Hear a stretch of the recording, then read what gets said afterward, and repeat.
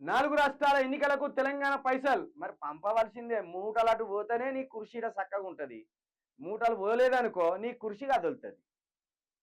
ఢిల్లీ వేదికగా DK రేవంత్లతో KC Venugopal భేటీ. Assembly ఎన్నికలపై చర్చించిన నేతలు. నిధుల సమీకరణపై సీఎం రేవంత్ కు కీలక ఆదేశాలు. కర్ణాటక తెలంగాణలో అధికారం, డబ్బులకు ఇవే అనుకూలమైన రాష్ట్రాలుగా భావన.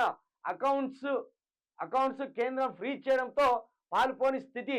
తెలంగాణపై ఫోకస్ చేసిన కాంగ్రెస్ అధిష్టానం. సీఎం రేవంత్ రెడ్డి భుజాలపై బాధ్యత. త్వరలో 4 రాష్ట్రాల్లో అసెంబ్లీ ఎన్నికలు జరగనున్నాయి. మహారాష్ట్ర, హర్యానా, జార్ఖండ్ తో పాటు జమ్మూ కాశ్మీర్ అసెంబ్లీ ఎన్నికలకు సమాయత్తమవుతున్నాయి. ఇప్పటికే జమ్మూ కాశ్మీర్ లో కాంగ్రెస్ అగ్రనేతలు ఖార్గే, రాహుల్ పర్యటిస్తున్నారు. కీలక ప్రాంతాల్లో పర్యటిస్తూ స్థానికుల్లో జోష్ పెంచే ప్రయత్నం చేస్తున్నారు. ఈ నేపథ్యంలో 4 రాష్ట్రాలలో ఎన్నికలకు నిధుల సమీకరణపై కాంగ్రెస్ అధిష్టానం దృష్టి పెట్టింది. కేంద్రంలో మోడీ సర్కార్ తమ అకౌంట్లను ఫ్రీజ్ చేయడంతో తాము అధికారంలో ఉన్న కీలక రాష్ట్రాలకు ఆ పని అప్పగించినట్లు తెలుస్తుంది. ముఖ్యంగా తెలంగాణ, కర్ణాటకపై ఫోకస్ చేసినట్టు సమాచారం.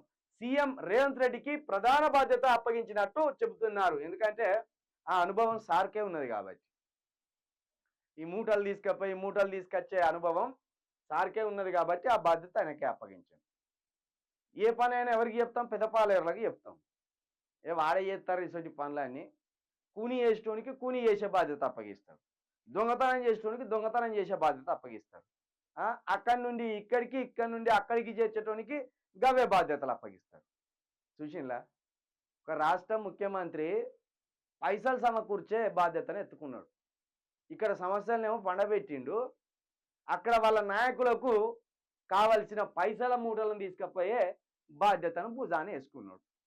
వీరికి వచ్చింది రాష్ట్ర పరిస్థితి. రాష్ట్రంలో సమస్యల గురించి పట్టించుకుంటలేడు. ఈయన ఎవడో పిలిచినట్టు ఢిల్లీలో పోయి ధర్నా పెట్టిండు. రాష్ట్ర సమస్యలను పరిష్కరించే దిశగా ఆలోచనలు లేవు. ఢిల్లీలో దేనికి పోయి ఢిల్లీలో ధర్నా పెట్టావు? నీ సమస్య ఆడేమన్నా ఉన్నదా? నువ్వేమన్నా ఢిల్లీకి పెద్ద రాజువా?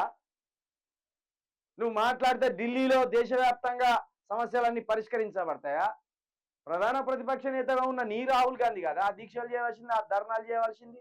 నీకేం పని అడిగిపోయి కూర్చున్నావు? రాష్ట్ర సమస్యలు పట్టించుకోమంటే ఈ తప్పించుకొని తిరిగే కార్యక్రమం ఏంది? కాబట్టి తెలంగాణకి ఇవ్వాల్సిన మరో 3-4 వేల కోట్లు తీసుకుపోయి వాళ్ళ కాళ్ళ దగ్గర పోసేస్తాడు. అదే ఆ 4,000 కోట్లు, 2,000 కోట్లు, ఆఖరికి 1000 కోట్లు మన ప్రజలకు పంచితే 1 నెల జీతాలో, లేకపోతే ఆ రైతు భరోసా, లేకపోతే ఆ రైతు రుణమాఫీలో ఇంకో 1000 కోట్లు పెడితే ఇంకో 100 మందికో రుణమాఫీ అవుతుంది కదా. అవి లేదు.